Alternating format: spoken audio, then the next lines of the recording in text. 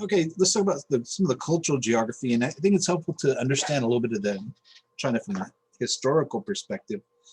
That it had, you know, it's a lot more detail here, but just generally speaking, it had a long history of this empire called the Han Dynasty, like thousands of years until 1911, which is, you know, relatively recent. So, you know, so from before 1911, going back thousands of years, you have this Han Dynasty. And so there's that kind of unified the culture, similar how the Roman Empire kind of unified a lot of culture in Europe, you know, however many, you know, thousands of years ago. So the Han Empire, this is, the, you know, so the Han Empire, you have Han culture, Han language. And so the majority people in China are considered the Han people.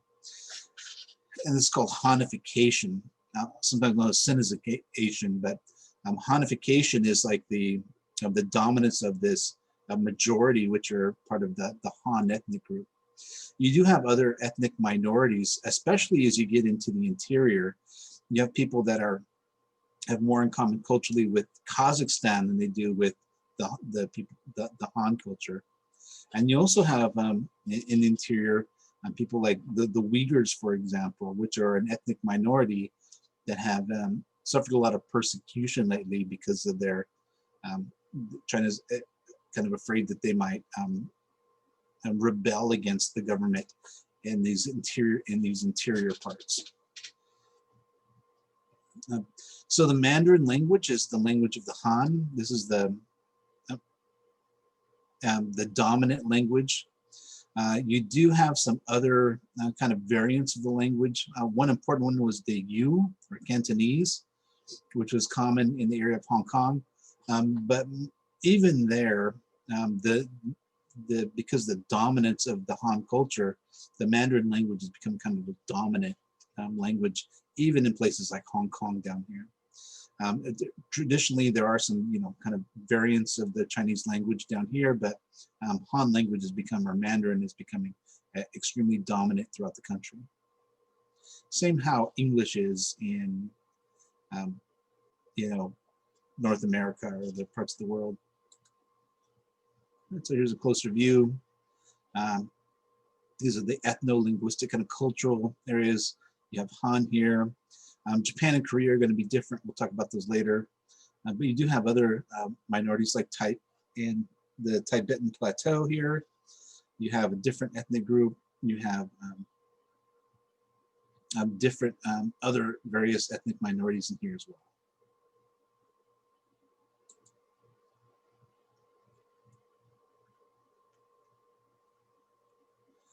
All right. Okay, so you have the Han Empire, then you have during the colonial era. One thing I'll highlight is that China was never controlled as a colony like India was. India was part of the British Empire. China remained independent, but with pressure from Europeans and others from the outside, they sometimes had to give up concessions to Europeans and give them port cities that they could control and operate. So, for example, Germany, you know, operated this Krakow Bay here. But a couple I really want to highlight here is down here. We have Macau, which was you know, colonized by Portugal. You have Hong Kong right next to it, which was a British colony. And then we had Formosa, which was colonized by Japan. Japan was like a big industrial power at that time as well. So we have Formosa, controlled by Japan, with Hong Kong, controlled by the United Kingdom, and Macau, controlled by Portugal. And then various others. All right, so Japan was a big empire at this time.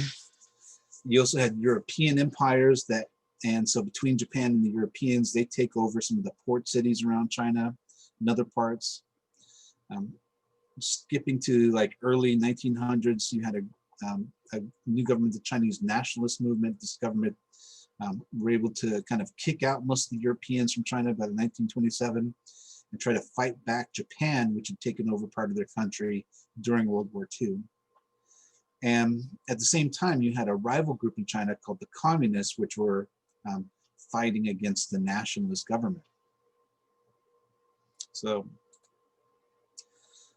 right. So eventually, after World War, around the end of World War II, or just after, the Chinese communists, which were fighting with the nationalists, eventually get the upper hand. Then you have a revolution, they take over, and they kick out the Chinese nationalists, which were the existing government. And so the Chinese nationalists kind of flee the country. At this point, Formosa, which had been controlled by Japan, is no longer controlled by Japan. The nationalists come and take over this, which is modern day Taiwan.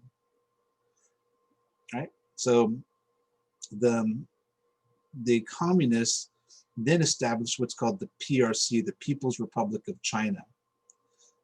And so that's what we know today as China.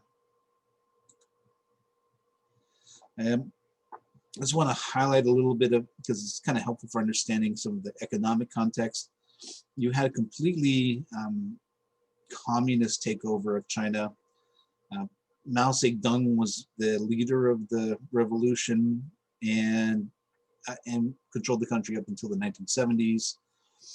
He started some programs of government control of industry and agriculture. It's called the Great Leap Forward, Cultural Revolution. But a lot of these, you remember, there's a huge population in China, and having government control of agriculture did not work out well in some cases, and then it ended up in massive starvation and people dying during this process. So when he died and he was replaced by Deng Xiaoping in the 1970s, that's when China started to kind of like turn that around and try to make themselves a little bit more of a capitalist country. So it has a communist government on one hand, but a capitalist economy on the other hand. And that was done under this guy, Deng Xiaoping. Now he's gone and now has been replaced by another leader called Xi, and he's kind of continuing that as well. All right. So in the meantime, though, you have these kind of, while the Chinese Communist government controlled China, you still had the colonies of Macau, Hong Kong, and then you have this weird situation with the nationalists all taking over this island here called Taiwan. So you have the People's Republic of China, that's the dominant country, the big one. And then confusingly named, the Taiwan is called the ROC, the Republic of China. It sounds very similar, but we'll call it Taiwan just to be clear here. So again, this was the Japanese colony of Formosa, and the Chinese nationalists take it over, but it's never recognized by China as being independent, that they still consider Taiwan to be part of China. It's still controversial today, and it's kind of an uneasy situation between China and Taiwan. China considered it what's called a wayward province, that they think they're independent, but they're really not. We could just come in and take the island at any time. Now here for Hong Kong and Macau, both of those were given back to China by the British in the 1990s, and Macau was given back by the Portugal in 1999. But in the meantime, they had evolved completely separately. Hong Kong was an economic powerhouse. Macau was kind of unique, and Macau was like the Las Vegas, a lot of gambling and stuff. So they were generating a lot of money, and so to not upset that money-making part of it, that China implemented what's called one country, two systems, and made these what are called SARs, special administrative regions. So Hong Kong has been able to operate under completely different laws and rules of democracy and economics than the rest of China. Same goes for Macau. And I'll include some videos that talk a little bit about what's happening now. That's why there's a lot of protests happening in Hong Kong, because China is increasingly trying to kind of assert itself in those places. This is the Hong Kong Special Administrative Region. Economic powerhouse in the world. It's one of what's called an Asian tiger, like a big early economic powerhouse. This is Macau. Macau is kind of like the Las Vegas of Asia, but bigger. It's like a massive Las Vegas-like area just off of China. And it's allowed to continue to operate with different rules because it generates a lot of money.